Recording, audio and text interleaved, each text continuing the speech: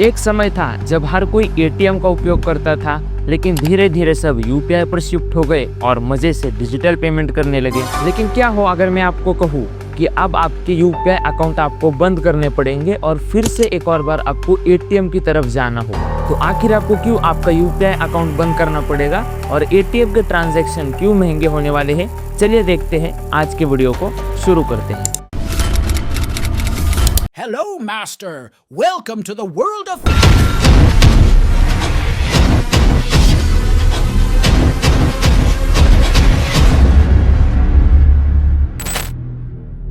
तो वीडियो में आगे बढ़ने से पहले जिन्होंने वीडियो को लाइक नहीं किया, फटाफट वीडियो को लाइक कर दीजिए और जो चैनल पर नए आए हैं एक बार चैनल को सब्सक्राइब जरूर से कर दीजिए, ताकि ऐसे बहुत सारे इंटरेस्टिंग वीडियोस आप आने वाले समय में मिस ना करें। आज के इस वीडियो में मैं आपके साथ दो बड़े अपडेट्स डिस्कस करने वाला हूँ जो अप्रैल और मई से लागू होने वाले हैं। दो अपडेट है। एक अपडेट है यूपीआई को लेकर, यूपीआई अकाउंट्स बंद करने पड़ सकते हैं, किससे क्या है वो इस अपडेट में देखेंगे। और साथ ही साथ दूसरा अपडेट है एटीएम ट्रांजैक्शंस को लेकर। एटीएम से जो आप पैसे निकालते हो, जो बैलेंस चेक करते हो, वो सभी से रिलेटेड एक अपडेट है। दोनों अपडेट बहुत ज्यादा इंपॉर्टेंट है क्योंकि ये दो ऐसी चीजें हैं जो हर कोई हर समय यूज कर रहा है। क्या अपडेट है, दोनों अपडेट पर वन बाय वन बढ़ते हैं। सबसे पहले आ जाता हूँ यूपीआई के अपडेट पर। आपको बहुत ही जल्द आपका यूपीआई का अकाउंट बंद करना पड़ सकता है। किसे किसे बंद करना पड़ेगा इसके बारे में अब मैं आपको बताता हूँ। तो अगर हम इकोनॉमिक टाइम्स के जो लेटेस्ट न्यूज है उसके अकॉर्डिंग अगर हम आएंगे उनके पेज पर, तो हम यहाँ पे देख सकते हैं कि यूपीआई अलर्ट। ओके, यूपीआई को जो यूजर्स हैं उनको अब थोड़ा सावधान रहना पड़ेगा, क्योंकि बैंक्स एंड यूपीआई जो है वो न्यू मोबाइल नंबर वेरिफिकेशन के रूल्स को लागू कर रही है। ये अपडेट कब से अप्लाई होगा, तो 1 अप्रैल 2025 से ये अपडेट अप्लाई हो जाएगा। यूपीआई का अपडेट कुछ ऐसा है कि जो भी, और भी कैसे देखिए, यूपीआई के दो लोग हैं। एक तो जो गूगल पे फोन पे वाले जो है वो मर्चेंट्स है, और दूसरे जो आप है, जो कस्टमर है, हम है कस्टमर, जो एंड यूजर, वो दोनों के लिए अपडेट है। जो भी एप्स चला रहे गूगल, जो यूपीआई एप्स है गूगल पे फोन पे, उनके लिए अपडेट ऐसा है कि उनका जो भी डेटाबेस है, उनका जो भी एंट्रीज है, मतलब पूरा डेटा रहता है ना, वो ऐप है तो उनके पास पूरा हमारा डेटा है। वो जो डेटा है उसमें से उन्हें कहा गया है कि फ्रॉड बढ़ने लगे हैं आजकल यूपीआई से, तो आपको आपका जो डेटा है वो मेंटेन रखना है। अब देखिए फ्रॉड कैसे होते हैं मैं आपको बताता हूँ। अगर आप कोई मोबाइल नंबर लेकर आते हो और आप उसे रिचार्ज नहीं करते हो या फिर ज़्यादा यूज़ नहीं करते हो, तो क्या हो जाता है, ऑटोमेटिकली वो आपका वो नंबर बंद हो जाता है।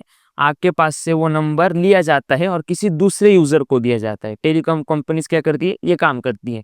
तो इसके लिए क्या कहा गया है कि कौन से ऐसे नंबर्स है जो कस्टमर यूज़ नहीं कर रहे हैं, उनको यूपीआई का जो ट्रांजैक्शन है वो नहीं करने मिलेगा और उनके UPI account straight forward phone पे गूगल पे वाले ब्लॉक कर देंगे।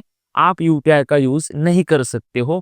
क्यों? इसका मेजर रीजन है फ्रॉड्स। आजकल फ्रॉड बढ़ने लगे हैं। देखिए, जब आप आपका नया मोबाइल नंबर लेकर आते हो, उसके साथ आप आपका व्हाटएवर जो भी आपका यूपीआई ऐप है वो लिंक कर देते हो उस मोबाइल नंबर के साथ, यानी आपको सारी यूपीआई के ओटीपी उसी पर आएंगे।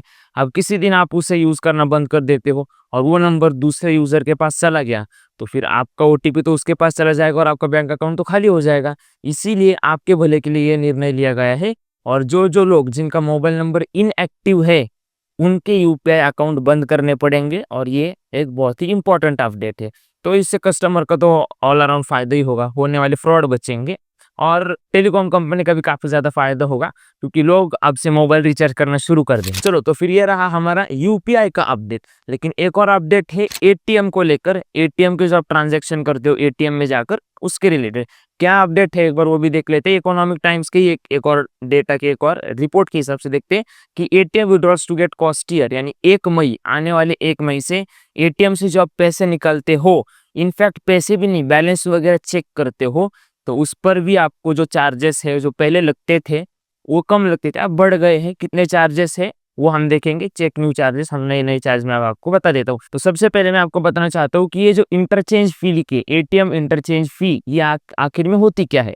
तो देखिए, अगर आपका बैंक अकाउंट एसबीआई के साथ है, आप एचडीएफसी के एटीएम में जाते हो, आपका एसबीआई का बैंक का जो डेबिट कार्ड है उसे लेकर पैसे निकालने के लिए, इस केस में आपने बैंक और एटीएम दोनों को इंटरचेंज किया। एसबीआई का एटीएम कार्ड और बैंक है एचडीएफसी का एटीएम, तो तो आपने इंटरचेंज किया तो इस केस में आपको जो फीस लगती है वो भी बढ़ेगी, और जो नॉर्मल ट्रांजैक्शन आप करते हो एसबीआई का कार्ड लेके एसबीआई के एटीएम में जाते हो उसकी भी फी बढ़ेगी। आप देखते हैं कि आपको कितना पे करना पड़ेगा। तो देखिए मैं आपको कुछ चीजें बताना चाहता हूँ। फाइनेंशियल ट्रांजेक्शन्स क्या होता है, अगर आप एटीएम में से पैसे निकालते हो तो उसे कहा जाएगा financial transaction. But non financial transaction क्या होगा, अगर आप बैलेंस चेक करते हो, एटीएम की पिन चेंज करते हो, पिन जनरेट करते हो, तो जिसमें आप पैसे नहीं निकलते हो वो छोड़ के सब कुछ नॉन फाइनेंशियल ट्रांजेक्शन में कंसीडर किया जाएगा। ग्रेट, ये बताना इंपॉर्टेंट था। अब कितना और क्या चेंज होगा वो मैं आपको बता देता हूँ। तो अगर आप एसबीआई का कार्ड लेकर एसबीआई के ही एटीएम में जाते हो तो महीने में आप 5 बार फ्री में ट्रांजैक्शन कर सकते हो। लेकिन अगर आप ट्रांजैक्शन जो 5 बार जो आपको फ्री ट्रांजैक्शन है वो आपके खत्म हो जाते हैं, उसके बाद आपको 23 रुपीज पर ट्रांजैक्शन का चार्ज भरना पड़ेगा। यानी आप चाहे 1 रुपए निकालो या फिर 1 लाख रुपए निकालो, 23 रुपए आपको देने पड़ेंगे, आपके अकाउंट में से कट हो जाएंगे।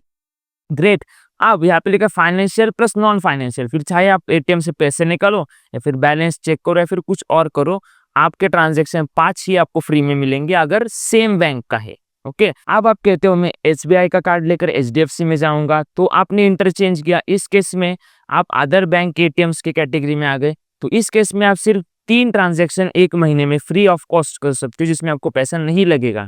लेकिन उसके बाद आपको 23 रुपए पर ट्रांजैक्शन के हिसाब से देने पड़ेंगे। एक चीज ध्यान में रखना, टैक्सेस इस पर अलग से लगेंगे, तो टैक्सेस एप्लीकेबल सेपरेटली लगेंगे, ये तो सिर्फ बेस प्राइस है। उसके साथ साथ अगर आप मेट्रो सिटी में रहते हो तो आपको 3 मिलते हैं, लेकिन अगर नॉन मेट्रो में रहते हो, ओके, नॉन मेट्रो सिटीज मतलब जैसे पुणे, मुंबई, जो भी दिल्ली वगैरह, ये जो मेट्रो सिटीज है, ओके, दिल्ली का कुछ हिस्सा ये मेट्रो सिटीज में आएंगे, तो फिर आपको यहाँ पर 3 ही ट्रांजेक्शन मिलते हैं। लेकिन आप नॉन मेट्रो में रहोगे तो आपको 5 मिलेंगे, तो वो भी फाइनेंशियल प्लस नॉन फाइनेंशियल, और आपको यहाँ पर चार्ज लगेगा 23 रुपए पर ट्रांजेक्शन। तो ये सारा डेटा है, आप पढ़ सकते हो, और भी ट्रांजेक्शन यहाँ पे लिखे हैं। तो ये चेंजेस होने वाले हैं, आने वाले 1 मई से ये सारे चेंजेस रूल अप्लाई होने जा रहे हैं। लेकिन अब आपके मन में एक सवाल आ गया होगा कि अगर पैसे निकलते हैं तो वो फाइनेंशियल ट्रांजेक्शन, पैसे नहीं निकालेंगे बाकी कुछ भी करेंगे तो नॉन फाइनेंशियल ट्रांजेक्शन। लेकिन अगर हमारा पेमेंट फेल हो जाता है, अगर हम एटीएम में पैसे निकालने की कोशिश करते हैं और हमारा पैसा नहीं निकल जाता, ओके, एनी हाउ कुछ ना कुछ प्रॉब्लम है या फिर एटीएम में पैसा नहीं है, फिर कुछ भी हो जाएगा और हमारा पेमेंट फेल हो जाएगा, तो इस केस में क्या वो ट्रांजैक्शन फ्री ट्रांजैक्शन में गिना जाएगा या फिर आपको उसमें चार्ज लगेगा? The answer is no. अगर आपका ट्रांजैक्शन फेल होता है तो आपको कोई भी चार्ज नहीं लगेगा, फिर चाहे आप एटीएम से कैश वगैरह विड्रॉ करो या फिर बाकी कुछ और करो, तो ये सब आपके ऊपर है। आपको चार्ज सभी पे करना है जब आप फंक्शनल ऑपरेशन करते हो, जैसे कि आप पैसे निकालते हो एंड आपको पैसे मिलते हैं। अगर आप किसी चीज के लिए बैलेंस चेक करते हो और आपको बैलेंस दिखता है तभी आपको ये सारा पे करना है। तो ये टेबल आप बहुत इंपॉर्टेंट है, आपके साथ जरूर रख सकते हो। 23 रुपए पर ट्रांजेक्शन का चार्ज लगने जा रहा है।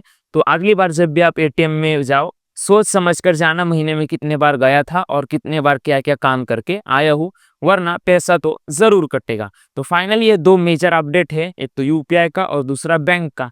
दोनों अपडेट आपको पता थे या नहीं कमेंट में जरूर बताइए, और जो कुछ भी अपडेट हुए हैं इससे आप खुश है या नहीं वो भी कमेंट में हमें जरूर बताइए। अगर आपको शेयर मार्केट बिल्कुल बेसिक से सीखना है तो आपके स्क्रीन पर जो है पूरा वीडियो जरूर से देखिए। फाइनेंस का बहुत सारा कंटेंट अपने चैनल पर अवेलेबल है, एक बार फाइनेंस की ये सारी वीडियोस जरूर चेकआउट कीजिए। फाइनेंस के साथ साथ बिजनेस का भी कंटेंट है और सबसे लास्ट में लाइफ कोचिंग का भी कंटेंट है। एक बार आपके स्क्रीन पर जो है सारे वीडियोस जरूर देखिए। फाइनली अगर आप यूट्यूब पे देख रहे हो तो सब्सक्राइब कीजिए, फेसबुक या इंस्टाग्राम पे देख रहे हो तो फॉलो कीजिए। धन्यवाद।